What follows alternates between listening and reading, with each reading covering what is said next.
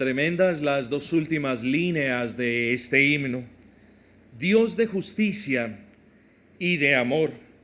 Obviamente el Dios de salvación es un Dios de justicia y de amor.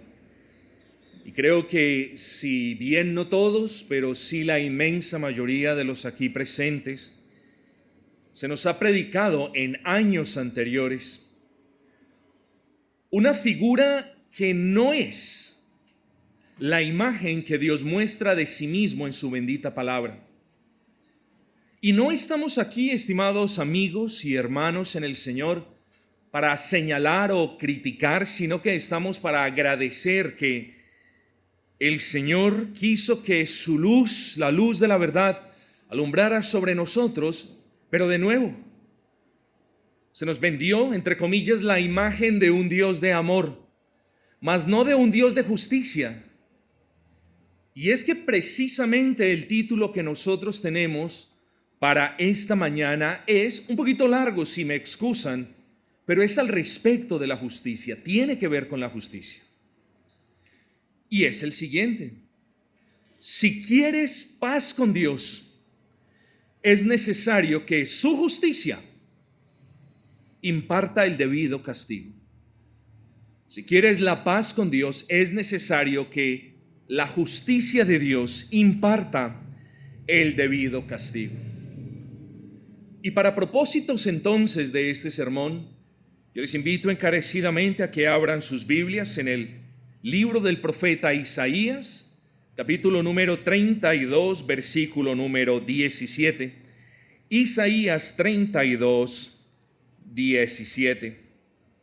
Dice la gloriosa palabra del Señor: y el efecto de la justicia será paz, y la labor de la justicia, reposo y seguridad para siempre.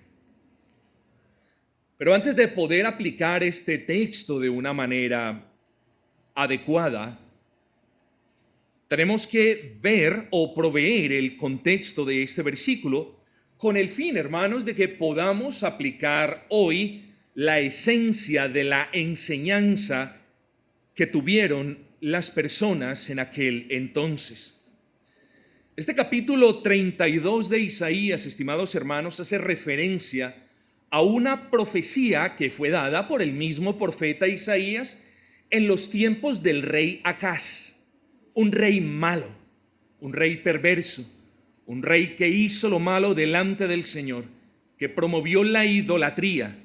De hecho, Acaz presidió el pueblo en tiempos de rampante idolatría, en tiempos donde el juicio de Dios venía a pasos agigantados. El tiempo donde, como si me pudiera expresar de esa manera, el pecado de las personas estuviese invocando el juicio de Dios sobre ellos sin saberlo. Y es que así sucede muy a menudo. Las personas hacen lo que es inadecuado, injusto delante de Dios, y creen que porque no se abre la tierra para tragarlos o no cae un rayo del cielo para consumirlos, entonces ellos están bien. Y ciertamente no es así, mis amados. El juicio de Dios, que traería su debido castigo, venía a pasos agigantados. ¿Y qué hizo Dios frente al pecado? Bueno, lo que Dios siempre hace frente al pecado, porque Dios ha castigado el pecado en el pasado, continúa castigando el pecado en el presente y siempre castigará el pecado hasta el final de los tiempos. ¿Por qué? Porque Dios no puede tener por inocente al amante del pecado, porque Dios no puede tener por inocente a quien es culpable de persistir en el pecado de manera impenitente. Bueno, el pecado de las personas, o más bien las personas pecadoras, en aquel entonces fueron juzgadas. Y cuando una persona culpable es juzgada, pues no puede venir sobre él o sobre ella un veredicto diferente al veredicto de culpable. La justicia de Dios, mis amados hermanos, no es como la justicia del mundo, donde las personas culpables son declaradas como inocentes por magistrados injustos. Siendo Dios un magistrado o el magistrado justo, Él no puede tener por inocente al pecador impenitente, a quien no se había arrepentido. Y entonces, ¿cuál fue el castigo? Ya lo vamos a ver. El castigo fue desolación total sobre ellos y sobre todas las tierras. Hermanos, sí que triste, porque esto es a manera de contexto. Recuerden ustedes en qué tipo de tierra fueron a vivir los israelitas. El Señor no les prometió una tierra de rastrojos ni sequedades de verano. El Señor les prometió una tierra donde fluía leche y miel. Pero parece que el pecado apeló más a estas personas que las bendiciones del Señor. Así sucede también entre muchos pecadores. Les apela más el pecado. Quieren deleitarse más en esos placeres temporales e intermitentes del pecado que pensar en las bendiciones que Dios les ha dado y en las que les dará si vienen a Cristo. Las personas parece que no miraran el futuro. Parece que solamente vivieran en el aquí y en el ahora. De hecho, eso es la manera como muchos viven, aquí y ahora. Entonces, las personas que creían en la muerte eterna y en el juicio desde pequeños, pues han venido a un punto donde ya niegan todo eso. Y donde lo más fácil para sus mentes es decir, no, en la muerte se termina todo. Y eso al parecer les da un poquito de golpecitos en el hombro diciendo, no pasa nada, puedes pecar tranquilo, porque luego se termina todo. No hay juicio, y no hay juicio porque no hay Dios. Oh, mis amados hermanos, dice la Escritura que el que niega a Dios es un necio. No permita el Señor que aquí entre ustedes haya alguien que niega a Dios aún en sus corazones. Entonces, de regreso al punto, esta gente persistía, ellos creían que podrían perseverar en su pecado y que nunca vendría la justicia de Dios a impartir el castigo que sus pecados merecían. El punto es, ¿y cómo quedó aquella hermosa tierra donde fluía leche y miel? Bueno, el profeta nos lo dice, versículo número 13, sobre la tierra de mi pueblo subirán espinos y cardos. Estimados hermanos, vendría el juicio de Dios y vendría el castigo de Dios, y la paga del pecado es la muerte, y podemos hablar mucho más de eso. Hermanos, pero Dios en su infinita misericordia traería salvación para este pueblo de una manera general. Por supuesto, sabemos que Dios no salva a pueblos ni naciones enteras, sino individuos a quienes Él ha tocado sus corazones, a quienes Él ha regenerado y quienes pueden escuchar la voz de Dios, y quienes cuando sus conciencias les dicen eso es pecado y se duelen por el pecado y reconocen el pecado, pueden mirar a Cristo y pueden venir a Cristo confiados en que no serán rechazados. Pero Dios es misericordioso y fue con este pueblo. Así que Dios promete salvación. Sí, estamos hablando de una salvación general sobre el pueblo, porque tenía que ser preservado. De ahí vendría el Mesías. Y es así como el Señor trae salvación a este pueblo por medio del rey Ezequías, quien de manera contraria a lo que hizo Acaz, hizo lo bueno y lo correcto delante de Dios. Y para quienes quieran anotar, Segunda de Reyes capítulo 18 nos dice, él hizo lo recto delante de Jehová y quitó los lugares altos y quebró las imágenes y puso su esperanza en Jehová, Dios de Israel, y no se apartó de él. Así que hermanos, ese es el contexto de nuestro texto, y eso nos va a permitir ahora aplicarlo de una manera apropiada. Con ese contexto aquí en las mentes nuestras, vengamos entonces a nuestro texto, teniendo en cuenta de que este era un pueblo que decía o que tenía la seguridad en lo que veían. Oh, mira la vendimia, es abundante. Mira los palacios, están habitados. Eso les hacía creer que estaban en paz con Dios. Pero basta ya de más introducción y vengamos a nuestro texto. Capítulo 32, versículo 1. He aquí que para justicia reinará un rey y príncipes presidirán en juicio. ¿De quién está hablando el profeta? He aquí que para justicia reinará un rey. Bueno, recuerden que la profecía es dada mirando el presente, pero también mirando el futuro. Eso es lo que se llama escorzo profético.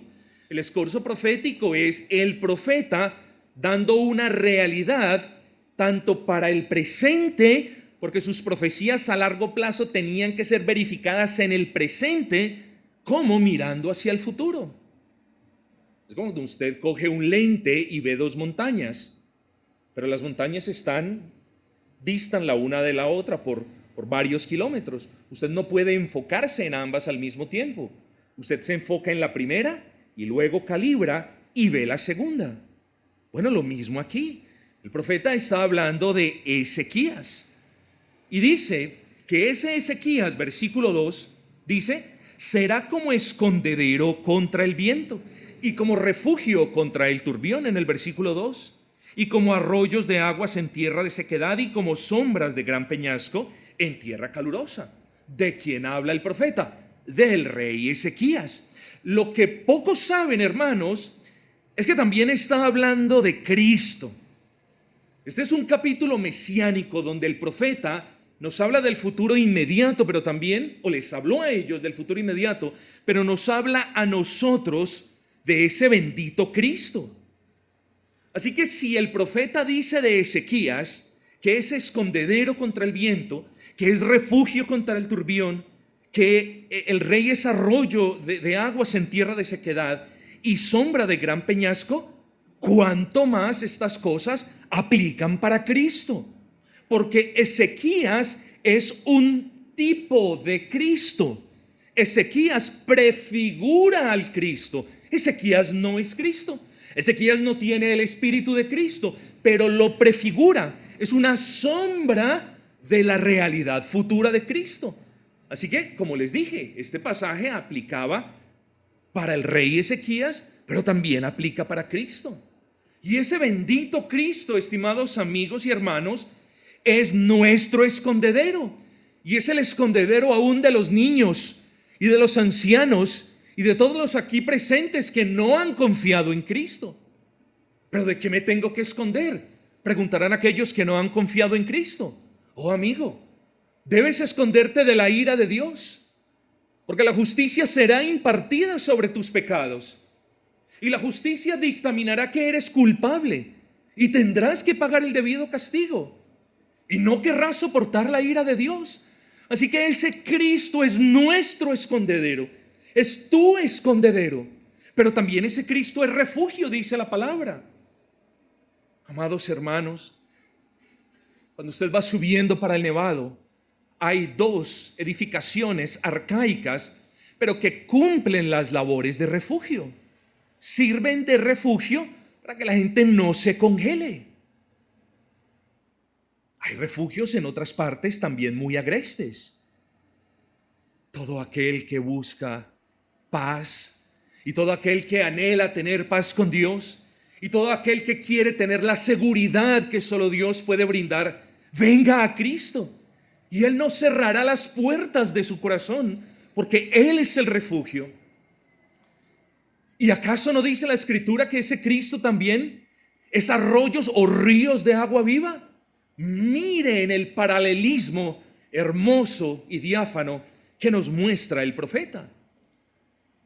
Es cierto, del nombre de Ezequías se puede decir que fue el instrumento que Dios usó para salvar al pueblo de perecer bajo las consecuencias de su pecado. Pero del nombre de Cristo la Biblia dice más. Del nombre de Cristo la Biblia dice que Él es el único nombre que Dios nos ha dado a nosotros los hombres en el que podemos ser salvos. Y ese nombre no lo ha retirado Dios de la Biblia. Por tanto, en ese nombre puedes creer en esta mañana y serás salvo. Retomemos una vez más nuestro título. Si quieres paz con Dios, es necesario que su justicia imparta el debido castigo. Mis amados hermanos, sin tener el deseo de leer otra vez todo el pasaje. Quiero decir que en el estado natural, cuando hablo del estado natural, hago referencia a una persona que nace y que va creciendo y se va desarrollando sin Cristo. Una persona natural es una persona que no ha sido recipiente de la gracia del Señor, que no ha venido a Cristo pidiendo perdón y confiando en Él. Y el punto es que en su estado natural, todos los seres humanos somos injustos.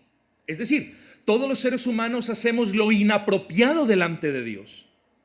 Todos los seres humanos hacemos lo que es incorrecto delante de Dios, deshonesto delante de Dios, inmoral delante de Dios. Y pese a esto, la mayoría de quienes no han creído en Cristo quieren estar en paz con ellos mismos, según es lo que dicen. Pero están equivocados.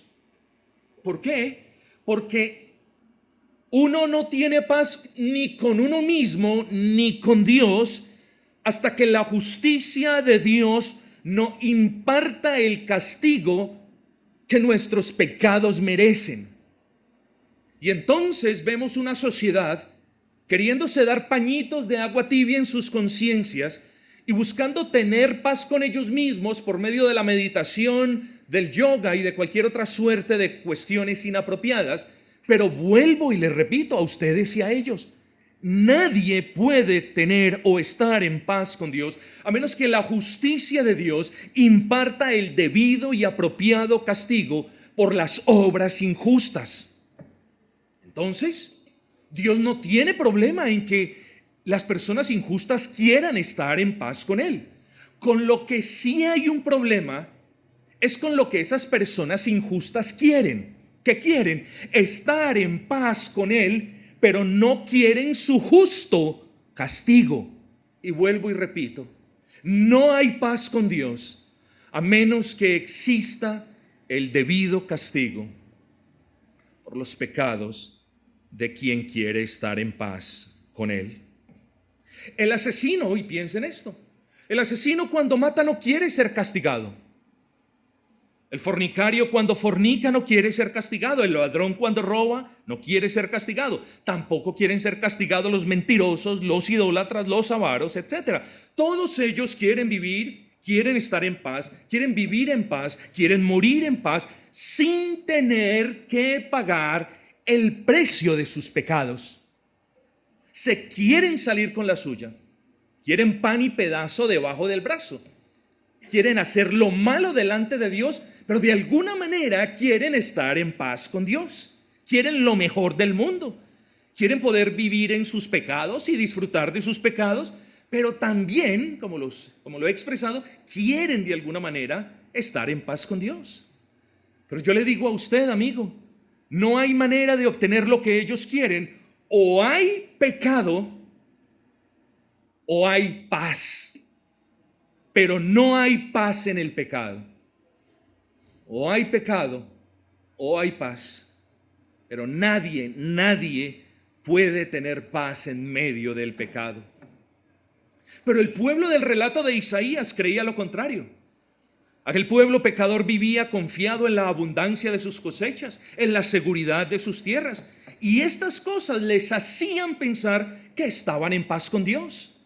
Estas personas estaban dormidas sobre los laureles, eran indolentes. Cuando la palabra dice mujeres indolentes, no está haciendo referencia particularmente a las mujeres, sino a las mujeres que en cierta manera representaban a todo el pueblo. Versículo 9, mujeres indolentes. ¿Qué estaban haciendo estas mujeres indolentes? Estaban dormidas, y por eso el profeta les dice: levantaos, prestadle atención al juicio que viene sobre vosotros. No creáis que porque veis la vendimia y porque veis la seguridad de vuestras ciudades, no creáis que eso es lo mismo que estar en paz con Dios. Y esa misma advertencia yo se la hago a usted. Tenga cuidado. Tenga cuidado y no se confíe de que tiene trabajo o tiene salud o tiene cosas materiales, porque la verdadera paz con Dios no se puede determinar por lo que usted tenga, sino que solo puede ser obtenida cuando, de nuevo, cuando la justicia de Dios imparte castigo a quien carga por sus pecados o con sus pecados. Ojo, Dios no juzga sus pecados. Dios juzga a quien carga el pecado. Piensen esto. ¿Quién carga el pecado? Bueno, ellos mismos estaban cargando su pecado. Recuerden, no eran creyentes, no creían en Jehová, no creían en las promesas del Señor. Estas personas eran idólatras, eran incrédulos y quizás aquí hay alguien incrédulo.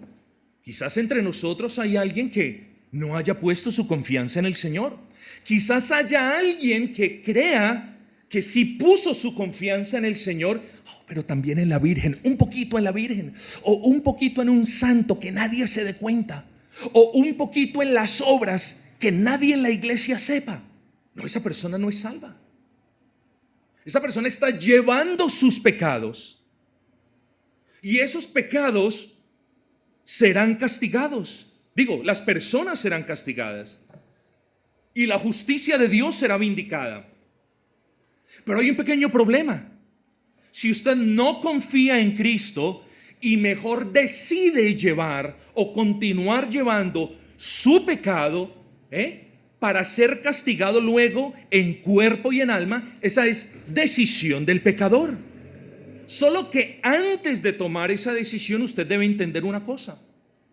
Si es usted el que decide llevar su pecado, repito, si es usted el que decide llevar su pecado, porque la deuda tiene que ser saldada, el problema es que usted se demorará pagando la deuda toda la eternidad. ¿Sí me entiende? Usted se demorará si usted decide llevar su pecado. Si hoy el evangelio es proclamado, si hoy Cristo es levantado, si hoy la promesa es dada, y si pese a eso usted decide, no, yo sigo llevando mi pecado, porque no voy a confiar únicamente en Cristo. Yo confío en mis obras, o confío en mi santo, o confío en lo que veo o en lo que tengo. Si usted decide eso, sepa entonces su decisión, pero sepa entonces que la deuda usted la pagará por toda la eternidad. Por tanto, si usted decide llevar su pecado, nunca, escúcheme, nunca podrá estar en paz con Dios. Nunca. Entonces, si la paz viene cuando Dios imparte su debida justicia sobre quien lleva sus pecados, ¿qué podremos decir de aquellos que han confiado en Cristo? ¿Quién lleva los pecados de los que han confiado en Cristo? Bueno, el Señor Jesucristo. Y ese bendito Señor es la esencia del evangelio. Y ese evangelio es el mensaje de Dios. Es un mensaje de autoría divina, no de invención humana. Y es un mensaje garantizado con la sangre del Dios perfecto, quien es también a la vez hombre perfecto. Y es un mensaje de ciertísimo cumplimiento, queriendo con esto decir, estimado amigo, que si Dios promete perdón de pecados y reconciliación con Él, y paz para con Él, y una nueva vida, y gozo, y abundancia espiritual, eso Él le va a dar a los que creen. Y ese bendito evangelio es la promesa más grande que Dios le ha dado a los hombres por medio de la fe en Cristo. ¿Y qué tiene que ver Cristo con la paz que el pecador necesita? Bueno, la respuesta la encontramos en el versículo 17. Y el efecto de la justicia será paz, y la labor de la justicia reposo y seguridad para siempre. Luego, gloria al Señor, mis amados. Sí puede existir paz entre usted, niño.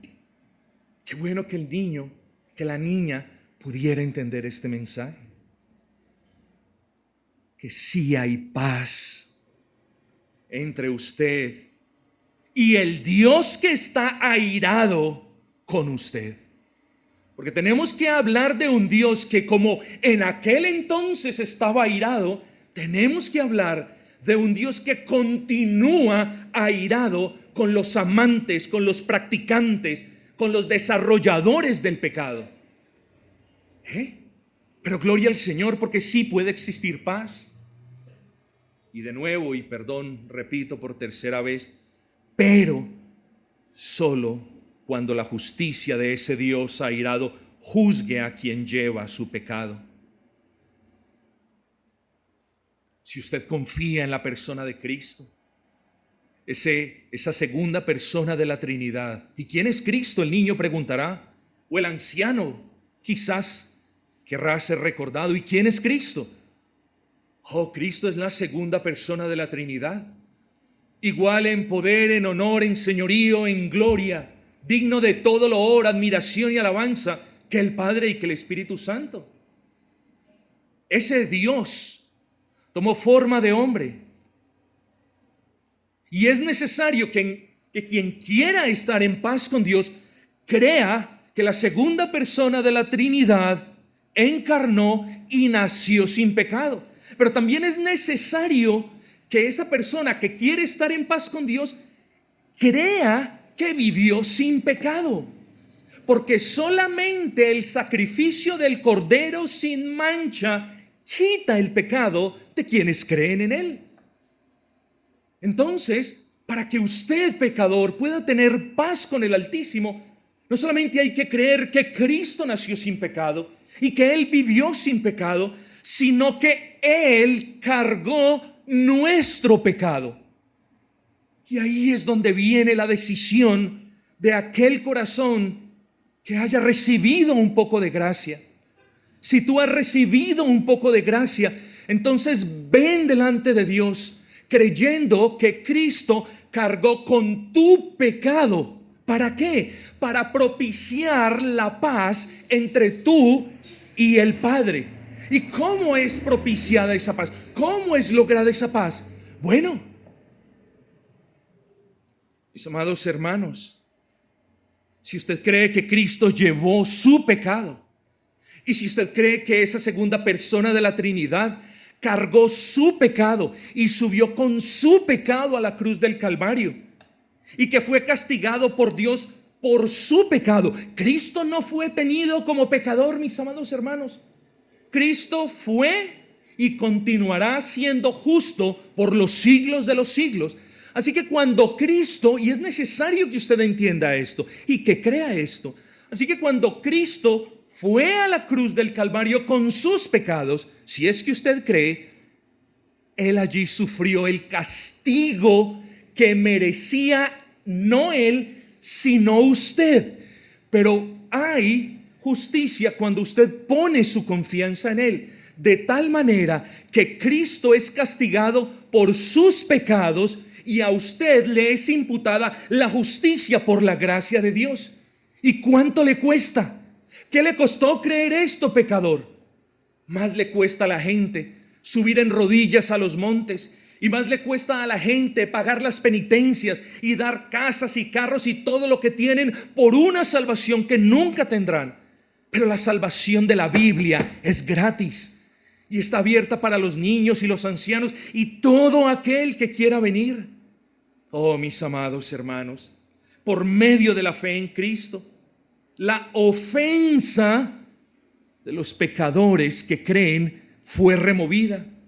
Y por medio de la fe en Cristo, cuando Él derramó su sangre en la cruz del Calvario, sus culpas fueron borradas. Y estas cosas entonces allanaron el camino para que Dios lo recibiera y para que Dios lo vea como alguien que nunca pecó. ¿No es eso magnífico? ¿No es eso magnífico que en la cruz del Calvario el Señor Jesucristo le perdone al pecador los pecados pasados, presentes y aún los futuros? ¿No es magnífico que su sangre cubra toda la multitud de nuestra culpa? ¿No es magnífico que Dios nos vea como si nunca hubiéramos pecado? Oh, mis amados hermanos, ¿por qué los pecadores no vienen a Cristo cuando Él es el único camino para estar en paz con Dios? Así que, ¿qué pasa si usted decide no creer en Cristo? ¿Qué pasa si usted decide no creer en el único nombre dado a los hombres para ser salvo? Bueno, usted tiene que ser juzgado, claro. De la misma manera como el Padre juzgó sus pecados en la cruz del Calvario, así también usted tiene que Dios tiene que juzgar sus pecados. O lo tiene que juzgar a usted, excúseme. Y si usted es juzgado, usted será hallado culpable. Y siendo hallado culpable, tiene que ser castigado. Y será castigado por toda la eternidad. Y ya lo dije, jamás podrá estar en paz con Dios. Esas son las malas noticias. Pero las buenas noticias es que hay esperanza para todo aquel que cree en el nombre del unigénito Hijo de Dios y que viene a Él en arrepentimiento y que lo abraza a Él y que cree lo que hizo en la cruz por Él. Ven pues a Cristo y no te tardes, porque solamente existirá paz con Dios cuando la justicia de Dios castigue tus pecados. Entonces, y termino con esto, ¿quién llevará tus pecados? ¿Te atreverás a llevar tus pecados y a enfrentar la ira de Dios sin tener un refugio y sin tener un escondedero? ¿O vendrás a Cristo y harás de Él tu refugio y tu escondedero? ¿O vendrás a Cristo y beberás esas aguas de vida y de salvación? ¿Qué harás? Quiera el Señor encaminarte por el camino de la cruz y mostrarte a Cristo y mostrarte la hermosura que hay para todos los que creen en Él y también el castigo para quienes se rehúsan a hacerlo.